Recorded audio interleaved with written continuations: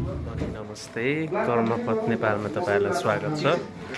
आज फेरि हामी आइसकेको छौँ उर्लाबारी। आज चाहिँ हाम्रो राष्ट्रिय टोपी दिवस रहेको छ, साथै 2026 पनि रहेको छ। हामी सबैजना साथीभाइ सबैजना भेला भएर हामी अब टोपी दिवस मनाउँछौँ। लेट्स सी है त।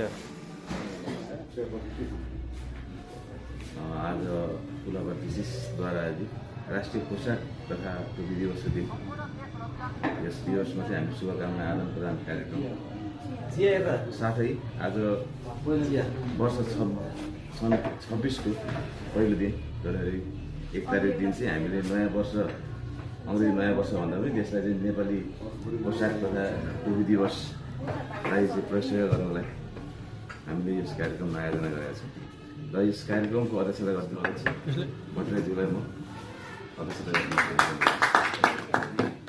हामी माझ उर्ला रिसिसका धरोहर संस्थापक अध्यक्ष जेसी सिनेटर विष्णु भक्त विष्णुजीको कलेजको आसन ग्रहण गर्ने कार्यक्रम गर्छु। त्यस्तै गरी उर्ला विशेषका धरोहर वर्ष 2015 का अध्यक्ष जेसी विनोद नेपालीजीलाई पनि पूर्व त्यस्तै गरी नवनिर्वाचित वर्ष 26 का अध्यक्ष सन्दीप पौडेलजीलाई पनि म आसन ग्रहणलाई हार्दिक अनुरोध गर्छु। त्यस्तै गरी वर्ष 25 का कोषाध्यक्ष तथा 26 का लागि नवनिर्वाचित एबीपी मेरो अनन्य मित्र दिनेश हालजीलाई पनि म आसन ग्रहणलाई हार्दिक अनुरोध गर्छु। पूर्व अध्यक्ष नवनिर्वाचित अध्यक्ष अनन्य मित्र मेरो प्यारो दाइ पनि हुनुहुन्छ आदरणीय जेसी सन्दीप पौडेलजीलाई म हार्दिक अनुरोध गर्छु। Thank you master of ceremony Shri Ranjit Shrestha ji, Urlabari 2025 का अध्यक्ष भट्टराईजी, उर्लाबारी का धरोहर संस्थापक अध्यक्ष जेसी सिनेटर श्रीमती विष्णुजी, उर्लाबारी 2015 का अध्यक्ष जेसी विनोद नेपालीजी, 2025 र 26 का बोर्ड पदाधिकारीजीहरू सम्पूर्णमा सबभन्दा पहिलो त अङ्ग्रेजी नयाँ वर्ष तथा राष्ट्रिय पोसाक तथा टोपी दिवसको हार्दिक मङ्गलमय शुभकामना व्यक्त गर्न चाहन्छु। हामीले हाम्रो संस्कृति हाम्रो रहनसहन सबै कुरालाई बिर्सिँदै गइरहेको अवस्था अहिले हामीले देखेका छौँ र बुझाए पनि छौँ हैन। नेपाली समाजमा टोपी नलाइकन हेर्ने परम्परा र व्यापक भर्खर यो कुराहरू सुरु पनि भएर आयो, सुरु गर्नुपर्ने आवश्यकताहरू पनि महसुस गरियो।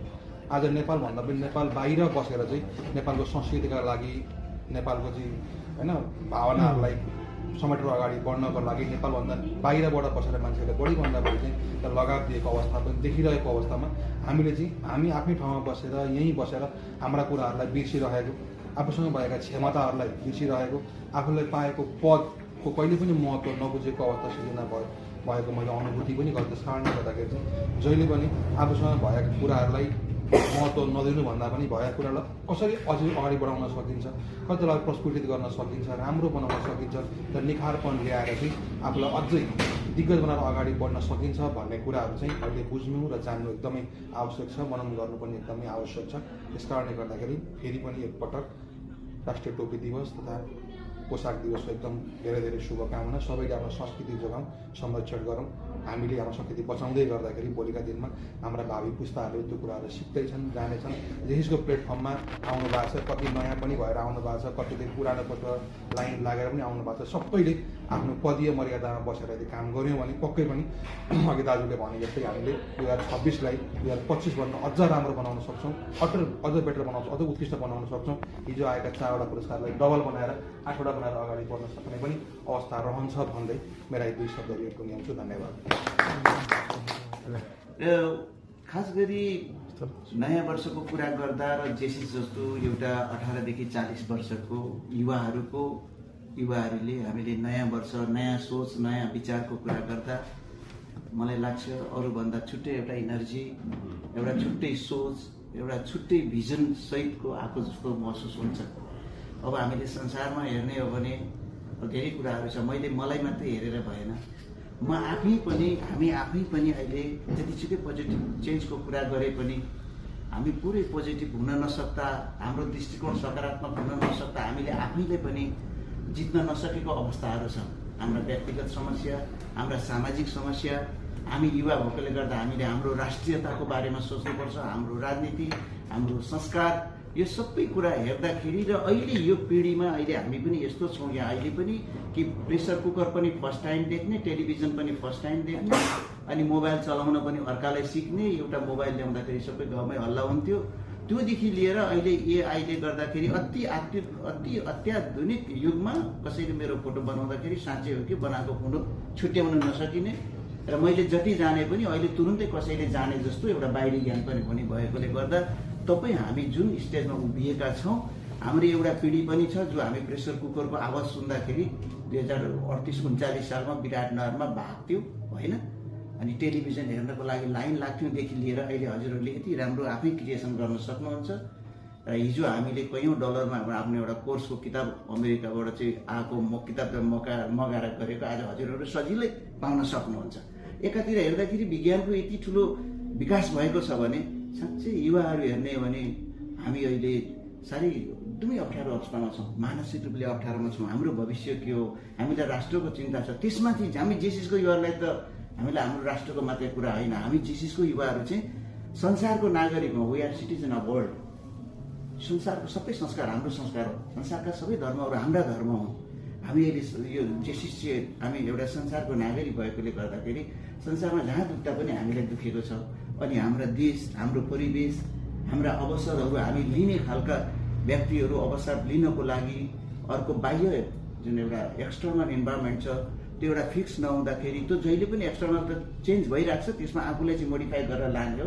तर त्यो लाँदाखेरि पनि कहाँ हिँड्ने, कताबाट मोड लिने, के हुन्छ भन्ने नभएकोले गर्दाखेरि हामी युवाहरूलाई धेरै ठुलो जिम्मेवारी आएको छ। यति हुँदाहुँदै पनि मलाई आशा छ जेसिसले 2026 र जहिल्यै पनि हामी एउटा उदाहरण भएर यी सबै कुराहरूलाई चिरेर पनि जेसिस भनेको एउटा लिभिङ इक्जाम्पल हो।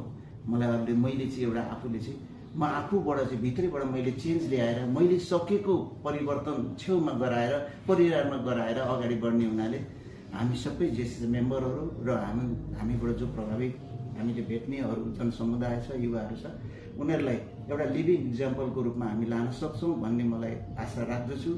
र नयाँ वर्षले हामी सबैलाई हामी जहाँ बस्छौँ, जे बोल्छौँ, जहाँ जे खान्छौँ, त्यहाँ सबै सभ्यता जेसिस संसारको पोजिटिभ हुने गरी एउटा अरूले हेर्दाखेरि जेसिसको युवाहरूले यस्तो बोल्यो, जेसिसको युवाहरूले यो काम गर्यो, जेसिसको युवाले यो सोच्यो भन्ने खालको एउटा सन्देश जान सकोस् भन्ने कामना गर्दै यहाँलाई आज यो अवसरमा आएर हजुरहरूसँग दुईवटा कुरा सिक्ने, हजुरहरूलाई एउटा शुभकामना दिने अवसर जुन प्राप्त गर्नुभयो त्यसको लागि धेरै धेरै धन्यवाद दिन चाहन्छु। हाम्रो संस्कृति अहिले यो टोपी दिवसको अरू कार्यक्रम पनि होला, जेसिसको तर्फ पनि सहभागी भइदिनु अनुरोध गर्दछु भन्दै मेरो पनि यही अन्त्य गर्छु। जय जेसिस, ह्याप्पी न्यू इयर। सम्पूर्णमा धन्यवाद, आइदिनु भएकोमा धेरै धेरै थ्याङ्क यू। अनि भुसेसुलाई त झन् धेरै धन्यवाद, यति मिठो चिया र कफी खुवाउनु भएकोमा। त्यहाँबाट अब एउटा फोटो खिच्नुपर्छ होला। संस्थाको अध्यक्षज्यूलाई पनि धेरै धेरै धन्यवाद, अनि हाम्रो पूर्व अध्यक्षज्यूलाई पनि धेरै धेरै धन्यवाद आइदिनु भएकोमा। हाम्रो 2026 को टेनियरमा हामीहरूलाई साथ दिनुहुन्छ भन्ने आशाका साथ यो कार्यक्रम समापन गर्न चाहन्छु।